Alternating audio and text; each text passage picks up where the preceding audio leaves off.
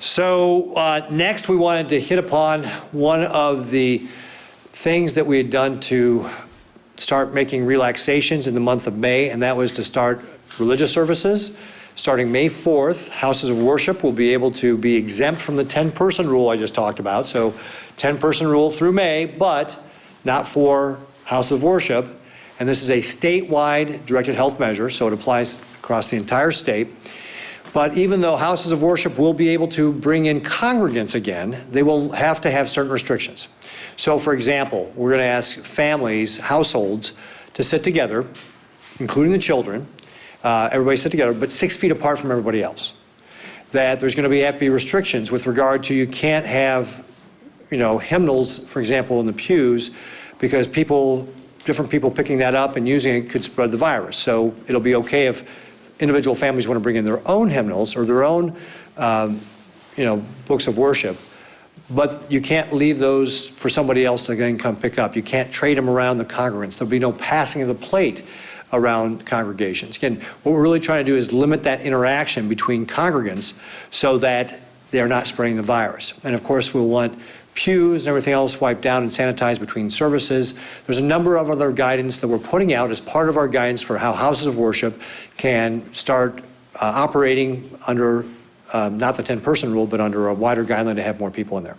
So we've got a couple of folks who are going to come in here and help talk about this a little bit further. Father Christopher Kubat, pastor at St. Cecilia Church in Hastings, is going to be here, as well as Pastor Rich Snow, Nebraska District President of the Lutheran Church Missouri Synod, is going to be here to talk as well. And I'll ask Father Kubat to come up and talk a little bit, and then we'll have Pastor Snow talk about how they are going to be putting guidelines in place to allow their congregants to be able to come and worship and do it in a way that is going to be within the guidelines and help slow the spread of the virus. So, Father Kubat.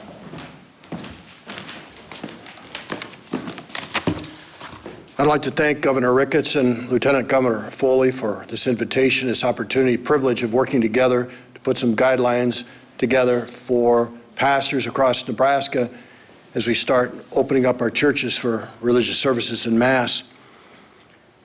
And the heart and soul of this is that people who are at risk are urged to stay home, and people should be reassured that the dispensation from their Sunday Mass obligation is still in force. So those who are at risk are urged to stay home. And who are those?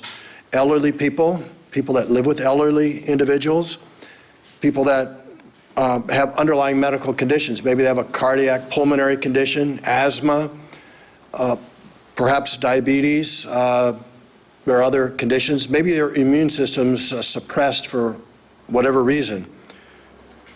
They're urged to stay at home. And if you're living with somebody that has illnesses that puts them at risk, you're urged to stay home as well. People who are symptomatic, have cold and flu-like symptoms, you need to stay home. If you live with somebody that's symptomatic, you need to stay home. If you live with somebody, obviously this is a no-brainer with the virus. If you have the virus, you need to stay home, even if your symptoms are minimal. If you live with somebody that has the virus, you shouldn't be at church. If you've been exposed to somebody, you need to stay at home. So all these people that are at risk are urged to stay home, and then the rest of the people that are going to come to church, we have these guidelines to follow. As Governor Ricketts said, family units are to sit together, 6 feet apart, individuals too, and we're going to space them every other pew, so pews can be taped off, because not everyone's going to get the memo, and there's only so many ushers. So if you tape the pews, every other pew, people will get the message pretty quickly. And no passing of the collection basket. There'll be a centralized collection basket for the weekly offering. And no hand holding, no sign of peace. At least at this time, the holy water fonts will remain dry. And the ushers then, when Mass is over, will dismiss the congregants pew by pew. So it's not a mass of people exiting at the same time. Ushers can also open the doors so when people come in to the churches that they're not all touching the doors. So afterwards, the pews, the restrooms, the door handles are all to be sanitized, and we've been doing that already. The churches have been open for adoration, and we have a 6-foot buffer in the sacristy, so when they come in for confession, they're nowhere near the priest. And that needs to continue, so not use the small confessionals. And then also, as Governor Ricketts said, the hymnals and the missalettes will be removed, because otherwise they'll be passed from one party to another and put people at risk. And this only refers to masses and liturgies, but not coffee and rolls or meetings of various church groups. And we're going to wait for further guidance on that. But the 10-person rule applies. So, but that's really the heart and soul of the guidelines. I think it was pretty complete there. Any questions, feel free to ask. But the two main elements, those are at risk to stay away, and those that do come, adhere to these guidelines. Thank you.